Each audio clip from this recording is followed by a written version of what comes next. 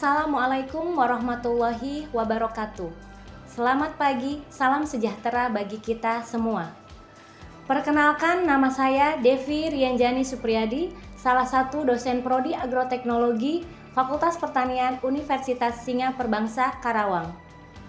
Perkenankan saya kali ini untuk menjelaskan mata kuliah yang saya ampuh, yaitu mata kuliah Teknologi Produksi Tanaman Hortikultura dengan metode DIA, Delivery, Interaction, and Assessment. Video ini dibuat dengan tujuan untuk memenuhi salah satu persyaratan sertifikasi dosen tahun 2023, yaitu pernyataan diri dosen dalam unjuk kerja Tridharma Perguruan Tinggi atau PDD UKT PT, khususnya dalam aspek pengajaran. Saya akan memulai untuk menjelaskan deskripsi dan informasi umum dari mata kuliah Teknologi Produksi Tanaman Hortikultura. Mata kuliah ini merupakan mata kuliah wajib bagi mahasiswa semester 5 pada program studi S1 Agroteknologi Fakultas Pertanian Universitas Singa Perbangsa Karawang.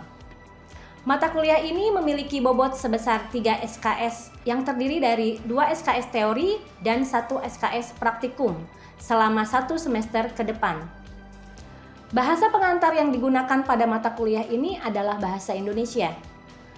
Mata kuliah Teknologi Produksi Tanaman Hortikultura ini membahas pengertian dasar dan ruang lingkup hortikultura, ciri tanaman dan budidaya hortikultura, perkembangan hortikultura di dunia dan Indonesia, serta faktor-faktor yang mempengaruhi perkembangan hortikultura. Perimbangan dan pengendalian fase pertumbuhan, teknologi produksi hortikultura yang meliputi persemaian, irigasi, pemupukan, media tanam, perbanyakan, pengendalian OPT, pemangkasan, nilai estetika dan desain dalam hortikultura serta panen, pengolahan hasil dan pemasaran produk hortikultura secara umum.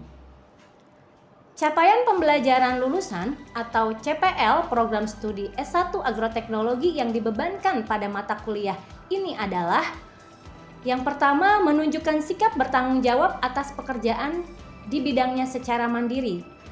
Yang kedua, menguasai konsep teoritis tentang ilmu dan teknologi tanaman, ilmu dan teknologi media tanam, ilmu dan teknologi lingkungan, dan teknologi produksi tanaman berkelanjutan. Serta menunjukkan kinerja mandiri, bermutu dan terukur, dan mampu melakukan usaha produksi tanaman berkelanjutan dengan teknologi terkini secara kreatif dan inovatif.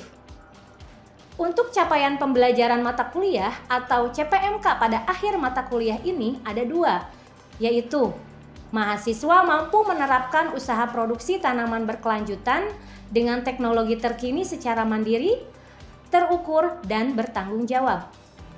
Yang kedua, mahasiswa mampu menerapkan konsep teoritis tentang ilmu dan teknologi tanaman, ilmu dan teknologi media tanam, ilmu dan teknologi lingkungan, teknologi produksi tanaman berkelanjutan secara mandiri, bermutu, dan bertanggung jawab.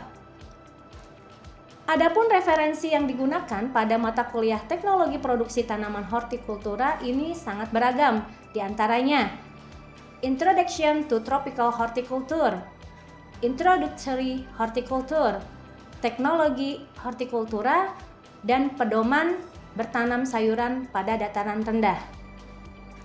Serta masih terdapat beberapa lagi sumber referensi yang lain. Sistem pembelajaran pada mata kuliah ini dilaksanakan secara luring dan daring, menggunakan metode pembelajaran aktif yang mengutamakan peran dan keaktifan mahasiswa dalam proses pembelajarannya, yaitu pembelajaran kolaboratif, diskusi kelompok, dan penugasan. Pembelajaran mata kuliah ini dilakukan selama 16 kali pertemuan, di mana 7 pertemuan pertama sebelum UTS, lalu 1 pertemuan UTS, dan 7 pertemuan selanjutnya sebelum UAS, kemudian 1 pertemuan UAS. Metode pembelajaran yang digunakan adalah proses pembelajaran tatap muka, kegiatan mandiri, praktik lapangan, dan penugasan terstruktur. Evaluasi pembelajaran pada mata kuliah Teknologi Produksi Tanaman Hortikultura didapatkan dari penugasan, praktikum, UTS, dan UAS. Nilai penugasan didapatkan dari penugasan terstruktur yang dilakukan secara berkelompok, dan kegiatan mandiri dilakukan dengan mencari sumber referensi lain seperti jurnal sesuai dengan materi pembelajaran. Nilai praktikum didapatkan dari aktivitas kegiatan praktikum yang dilakukan secara berkelompok setiap minggunya, dilakukan selama 10 kali pertemuan. UTS dan UAS dilakukan secara luring dengan mengerjakan soal. Adapun pembobotan nilai setiap evaluasi pembelajaran adalah sebagai berikut. Tugas 10%, UTS 15%, UAS 25%, dan praktikum 50%. Dengan total hasil pembobotan nilai evaluasi sebesar 100%. Demikian informasi yang dapat saya sampaikan mengenai mata kuliah Teknologi Produksi Tanaman Hortikultura untuk mahasiswa program studi S1 Agroteknologi Fakultas Pertanian Universitas Singaperbangsa Karawang. Berikutnya merupakan cuplikan dari proses pembelajaran yang saya laksanakan secara tatap muka di ruang kelas. Selamat menyaksikan.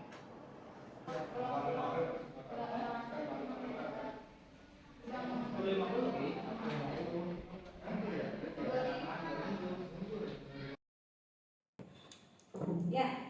Assalamualaikum warahmatullahi wabarakatuh. Waalaikumsalam warahmatullahi wabarakatuh. Apa kabar semuanya? Alhamdulillah. Ya. Baiklah, pada kesempatan kali ini kita akan membahas terkait teknologi produksi tanaman buah. Ya.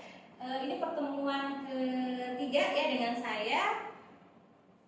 Apa yang akan kita bahas pada materi kali ini adalah terkait pemangkasan dan pengelolaan bunga serta buah. Ya. Apa itu pemangkasan?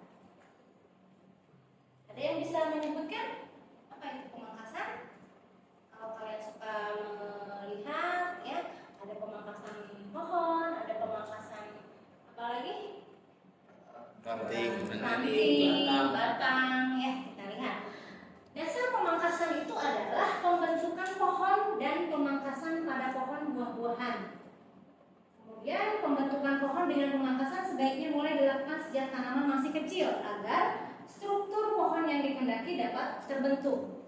Kemudian pemangkasan mempengaruhi pertumbuhan pembungaan. Jadi hubungannya apa antara pemangkasan dengan pembungaan? Jadi tujuan umum dari pemangkasan itu kan agar mempertahankan, kalau untuk tanaman buah ya, mempertahankan apa? Produksi tanaman buah itu sendiri agar terus berbuah gitu ya, tidak mengenal musimnya seperti itu ya. Jadi kita bisa mempertahankan bagaimana si pohon tersebut, si tanaman tersebut bisa berbuah, baik itu tanamannya tidak sesuai dengan musimnya seperti itu ya.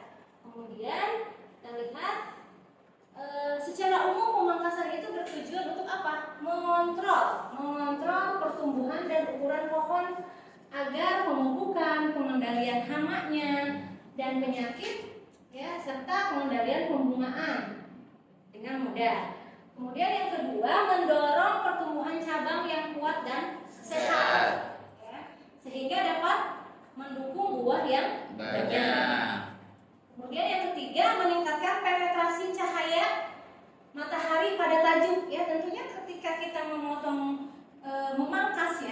tanaman, otomatis apa? Pencahayaan secara menyeluruh ya, ke seluruh tanaman akan masuk.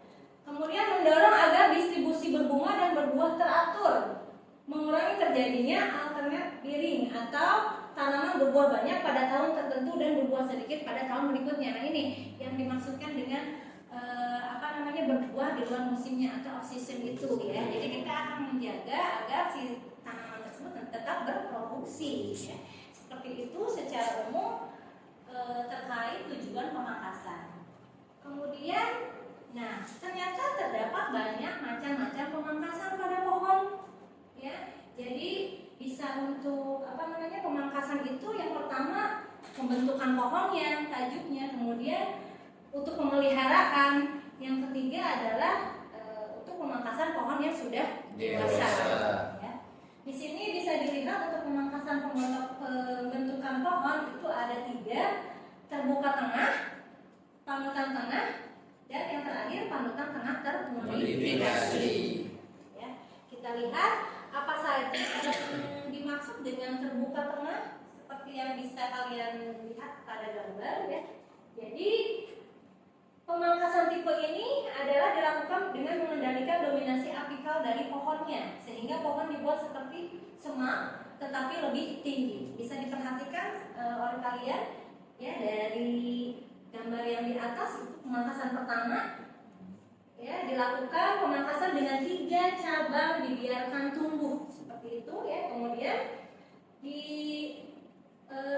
gambar yang kedua itu pemangkasan yang kedua, 3 cabang dibiarkan tumbuh sehingga tumbuh seperti itu ya. Kemudian pemangkasan yang ketiga juga bentuk atas tengah terbuka, sehingga dipertahankan 3 cabang di atasnya sehingga membentuk terbuka seperti itu ya. Ini contoh untuk tanaman apa saja. Ada mangga, jeruk, rambutan, jambu air, jambu biji, lengkeng, dan kedondong. Kita lihat untuk tipe yang kedua tadi apa? Panutan tengah. Panutan tengah. Ya, panutan tengah seperti apa? Nah, ini untuk contoh yang tadi ya, untuk yang terbuka tengah. Nah, ini seperti ini. Ya, selanjutnya adalah panutan tengah. Panutan tengah ini kita lihat pada tipe ini pohon akan terus meninggi, dan apabila tidak dilakukan pemangkasan dengan baik, cabang-cabangnya di bawahnya akan mati. Contoh untuk jenis panutan tengah ini adalah pohon sukun, manggis, nangka, jambu, dan melinjo. Ya. Ada perbedaan antara tadi yang panutan tengah dan yang terbuka? Ada ya. Nah, seperti ini nanti ya bentuk untuk pemangkasannya. Kemudian yang ketiga adalah panutan tengah termodifikasi. Ini contohnya adalah untuk tanaman durian, duku, dan belimbing. Nah, kemudian ini ada 2 macam pemangkasan, ada yang disebut dengan pemancungan, istilahnya digging back, atau yang kedua itu ada penipisan atau tiny pot di situ ya. Bisa dilihat perbedaan antara ini itu berarti bagian yang atas ya. Merupakan teknik pemangkasan dengan memotong atau membuang bagian ujung suatu cabang hingga tersisa 1 tunas cabang. Kalau yang tiny pot itu tindakan membuang secara total cabang-cabang sehingga yang tersisa hanya cabang pokok saja atau lateralnya saja.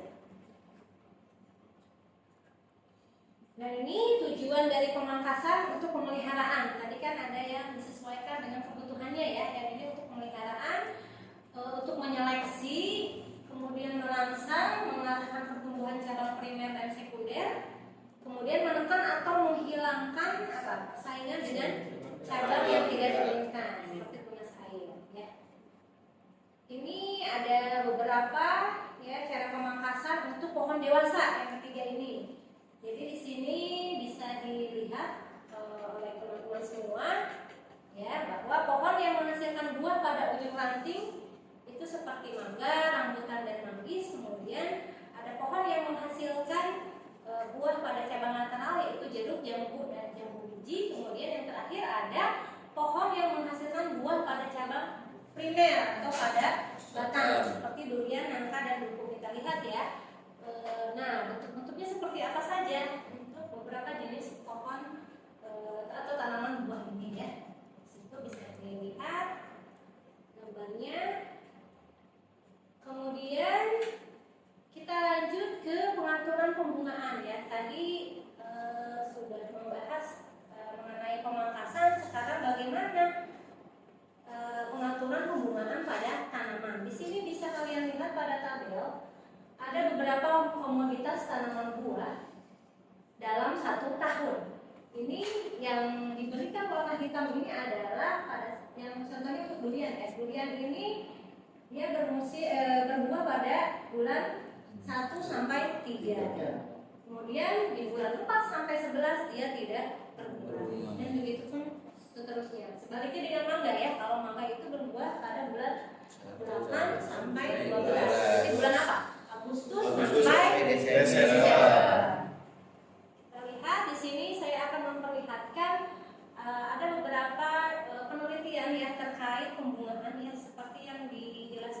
Purwanto et al. Di sini ya, menemukan teknologi untuk memanipulasi tanaman mangga agar dapat berbunga dan berproduksi di luar musimnya. Dengan cara apa? Menggunakan zat penghambat biosintesis ciberellin atau namanya paclobutrazol ya, kemudian menyemprotkan zat pemecah dormansi yaitu KMO3 di situ ya. Hasil penelitiannya menunjukkan bahwa paclobutrazol yang diaplikasikan untuk menginduksi pembentukan bunga pada mata tunas ternyata juga akan menyebabkan dormansi pada mata tunas. Kemudian pemberian zat KMO3 juga setelah aplikasi paclobutrazol itu pada bulan ke-1 sampai 2 bulan ini memecahkan tunas dorman sehingga munculnya pembungaan. Ya, di sini kemudian penelitian selanjutnya yang dilakukan oleh Baifurkon et al. Dan ini juga bersama dengan saya ya di tahun 2019. Ini untuk komoditas timun apel ya. Di situ perlakuan Z2P1 konsentrasi zat PT paclobutrazol sebanyak 0,375 ml per liter dan pemangkasan cabang umur 21 HST ternyata membentuk jumlah bunga jantan tanaman timun apel umur 24 HST dengan nilai rata-rata 4 kuntum ya penggunaannya. Kemudian bobot buah pertanamannya pun rata-rata sekitar 240,43 gram. Di sini, ada beberapa teknik pengaturan pembungaan dan pembuahan.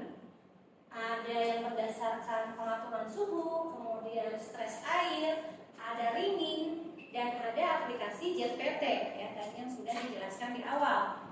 Kita lihat bagaimana mengatur suhu itu bisa tentang pembungaan. Nah, di sini peran suhu dalam induksi pembungaan itu sangat penting untuk tanaman buah-buahan tropis atau subtropis ya dan subtropis. Ada yang musim dingin menyebabkan terjadinya induksi bunga pada tanaman jeruk, apel, lengkeng dan buah. Stres suhu yang rendah menyebabkan tanaman menjadi dorman, sehingga pertumbuhan vegetatifnya berhenti di situ ya, sehingga setelah pertumbuhan vegetatif terhenti artinya merangsang untuk munculnya pembungaan ya, sehingga pertumbuhan vegetatif juga ya. Pada tanaman semusim dikira istilah Fernalisasi itu perlakuan suhu rendah untuk induksi pembungaan. Nah, ini ada beberapa hasil penelitian ya. Di sini ada hasil penelitian Satsuma Mandarin di sini ya. Ini akumulasi suhu di bawah 25 derajat Celcius untuk menghasilkan 2 bunga per ranting. Kemudian pada pohon lengkeng ini akumulasi suhu di bawah 26 derajat Celcius itu menginduksi pembungaan untuk tanaman lengkeng yang tadi itu yang pertama untuk tanaman jeruk ya. Kemudian yang kedua terkait stres air. Ya, stres air itu berarti maksudnya seperti apa? Stres air, ada yang bisa menjelaskan untuk stres air itu yang seperti apa?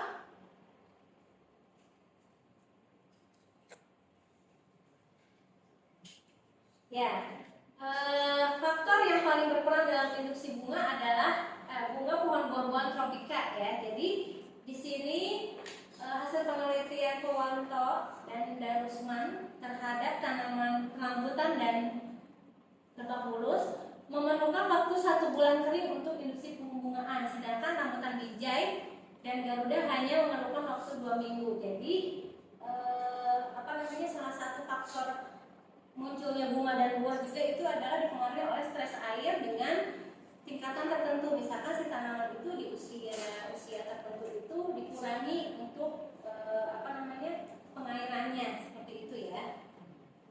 Kemudian yang ketiga adalah screening atau stimulasi. Nah, apakah sering melihat terkait kegiatan seperti ini untuk merangsang buah dan bunga?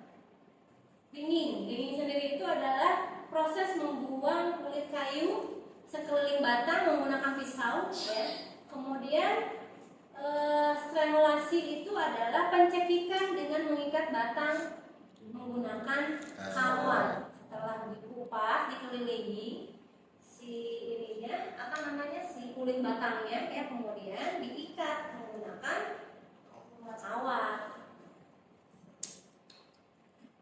Nah, ini penjelasan dari ringing itu sendiri adalah kenapa dia bisa menginduksi pembungaan. Yang pertama, menghambat translokasi fotosintet dari tajuk ke akar.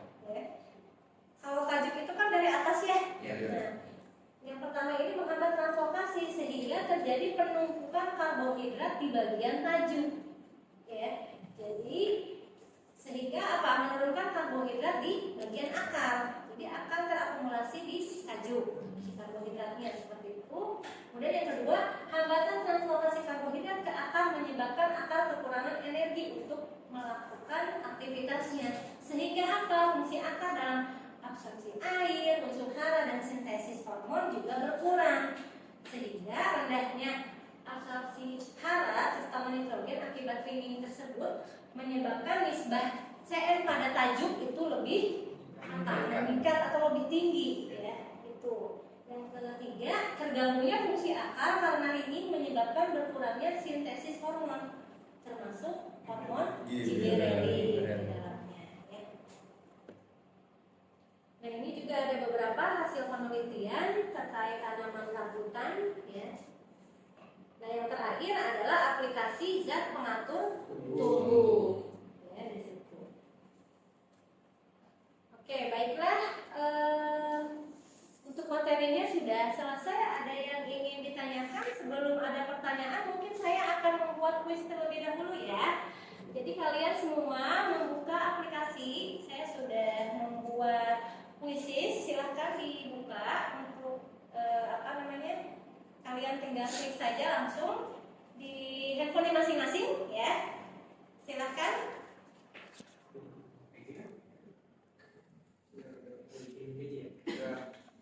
Oh ya, untuk linknya sudah saya share ya di grup PJ masing-masing di PJ-nya ya. Iya Bu.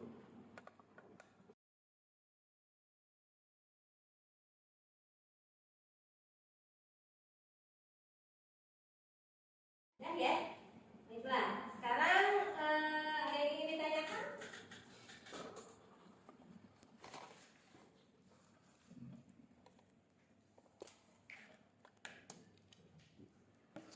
Ada yang mau bertanya? Ya. Agung ya? Ya Bu. Jadi pertanyaannya teknik apa saja dalam pemangkasan? Ada teknik apa saja dalam pemangkasan? Oh ya. Seperti tadi yang sudah saya jelaskan, ada berapa teknik pemangkasan? Untuk pemangkasan? Tiga ya. Ada tiga. Itu yang pertama adalah terbuka tengah, panutan tengah, dan panutan tengah termodifikasi. Nah, adapun ketiga jenis pemangkasan ini disesuaikan dengan tipe tanamannya sendiri ya. Jadi setiap tipe tanaman mempunyai setiap jenis tanaman mempunyai tipe pemangkasan yang berbeda-beda. Itu ya. Agung, kemudian ada lagi yang ingin ditanyakan? Ya Bu, Ya, ingin bertanya Bu, Rudi Bu, mengenai ini Bu, bagaimana sih Bu cara pengaplikasian JPT yang telah tadi Bu? Baiklah, kita lihat untuk contoh aplikasi JPT ya. Teknik membuat pohon mangga berbuah di luar musim atau off season. Di sini kita lihat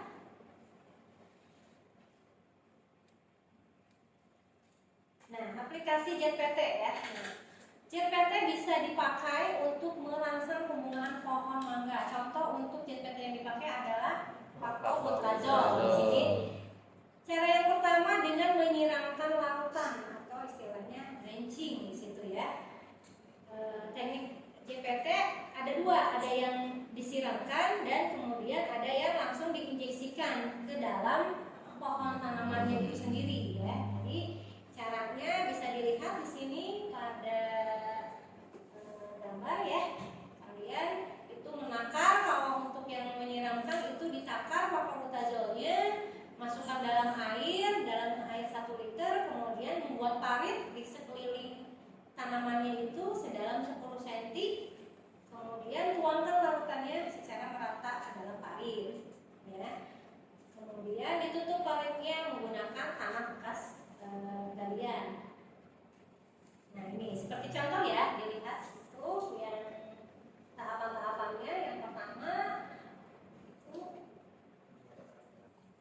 dilarutkan, kemudian dibuat parit. Yang ketiga penambahan air lalu ditutup paritnya. Ini untuk cara penyiraman. Kemudian dengan cara injeksi. Nah cara injeksi ini tahapan-tahapannya adalah yang pertama itu batang dibor terlebih dahulu di sini ya.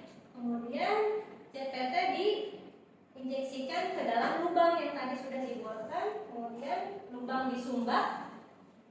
Kemudian ini memanaskan cairan ya untuk menutup lubang tersebut dengan cairan dengan parafin cair. Nah, seperti yang terdapat pada gambar di bagian ini.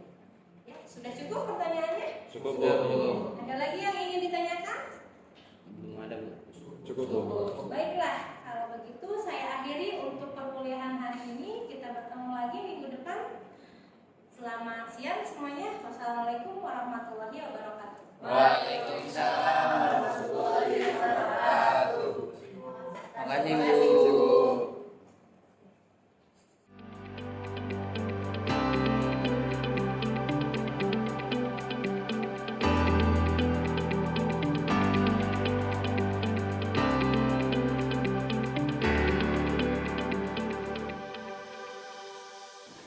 Demikian deskripsi singkat serta cuplikan proses pembelajaran dari mata kuliah Teknologi Produksi Tanaman Hortikultura yang saya ampu.